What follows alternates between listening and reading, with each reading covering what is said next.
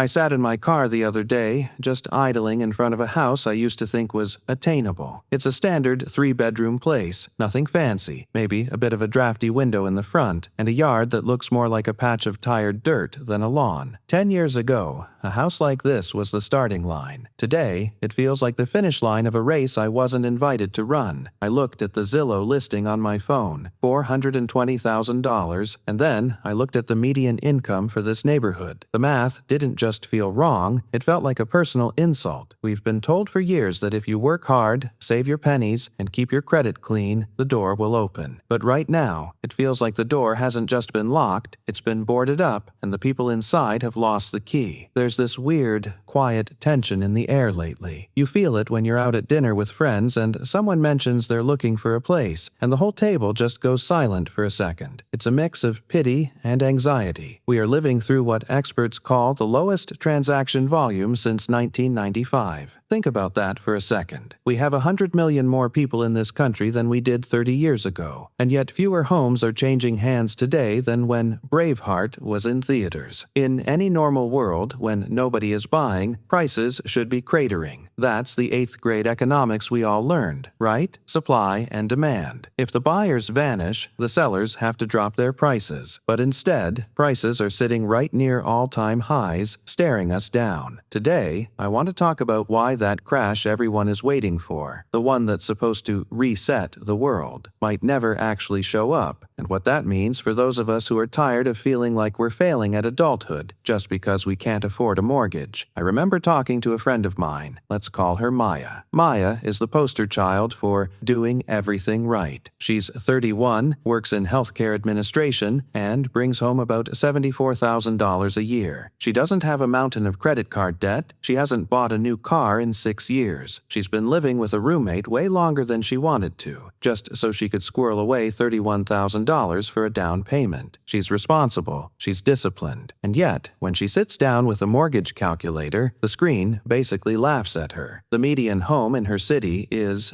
$385,000. Even with her $31,000 saved, her monthly payment, after you factor in the 6.5% interest rate, the property taxes, the insurance, and the, oh no, the water heater exploded fund, would be over $3,100. Maya takes home $4,600 a month. That house would eat 65% of her paycheck. She'd have about $1,500 left for food, gas, student loans, and maybe a cup of coffee once a week to remind herself she's a human being. Maya's story isn't an outlier, it's the new blueprint. The average first-time buyer today is 40 years old. In the early 90s, it was 28. We are watching a decade of equity, a decade of stability, just evaporate for an entire generation. And it didn't happen by accident. It's the result of a very specific, very messy sequence of events that started years ago and hit a breaking point when the world shut down in 2020. Back then, everything felt like it was on fire. In a moment of pure financial panic, the Federal Reserve slashed interest rates to zero. They started pumping money into the system like they were trying to put out a forest fire with a fire hose. By January 2021, you could get a 30-year fixed mortgage for 2.65%. That is essentially free money. If you bought a house then, you didn't just buy a home, you won the lottery. But for everyone else, that free money acted like a giant magnet, pulling every single available house off the market and skyrocketing prices by 37% in just 2 years. In places like Austin or Boise, prices jumped over 50 or 60%. People were bidding $100,000 over asking price for houses they hadn't even walked through. It was madness. But then, the hangover set in. Inflation hit 9%, the highest in 40 years, and the Fed had to pull the emergency brake. They hiked rates faster than we've seen in 4 decades. Suddenly, that 2.65% mortgage was gone, replaced by 6.5%, 7%, even nearly 8%. And this is where the math gets truly haunting. If you take a $400,000 house and compare the payment at 2.6% versus 6.5%, you're looking at an extra $730 every single month. That's That's nearly $9,000 a year. Over the life of a 30-year loan, you are paying over $260,000 extra just for the privilege of borrowing money today versus 3 years ago. It's the same house, the same carpet, the same neighborhood, but the cost of living there has doubled. So why isn't the market crashing if nobody can afford these prices? To understand that, you have to look at the people who are already inside the fortress. Right now, about half of all mortgages in the U.S. have a rate below 4%.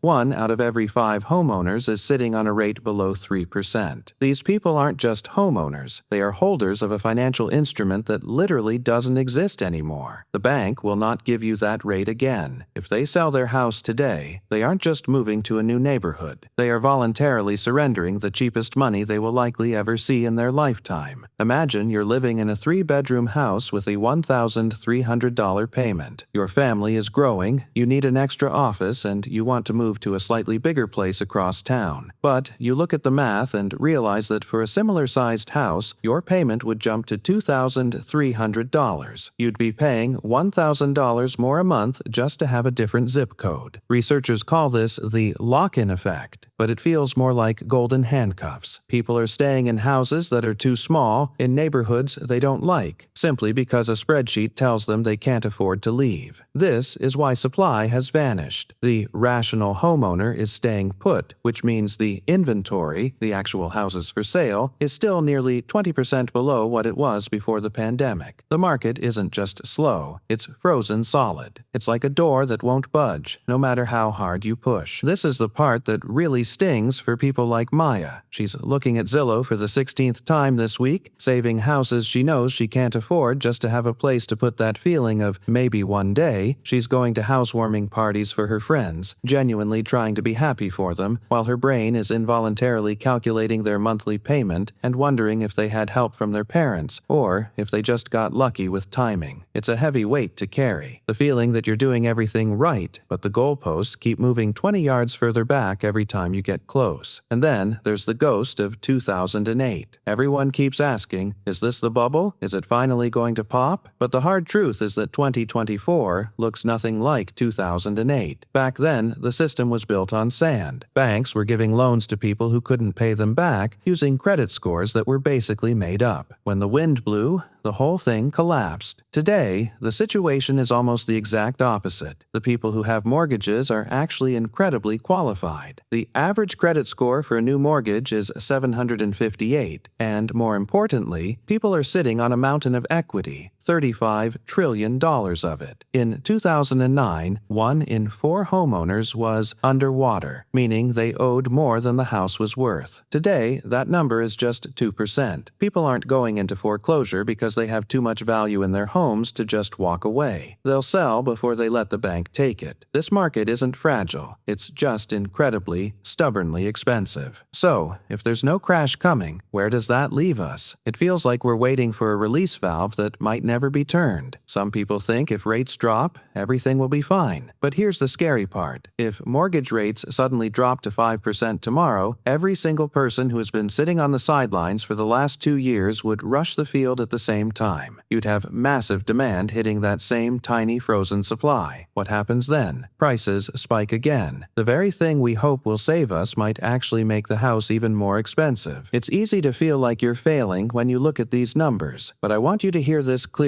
The gap between your income and the cost of a home isn't a personal failing. It's structural. The system has a $22,000 gap baked into the math for the average family before they even start looking. You are navigating the most dysfunctional housing market since World War II. It's not your fault that the starter home, that 1,200 square foot house that used to be the entry point for the middle class, has basically been discontinued as a product. In the 70s, builders were cranking out 400,000 of those a year. In 2020, they built 65,000. They're building luxury condos and executive estates because that's where the profit is. The latter has had the bottom 3 rungs kicked out. So what do?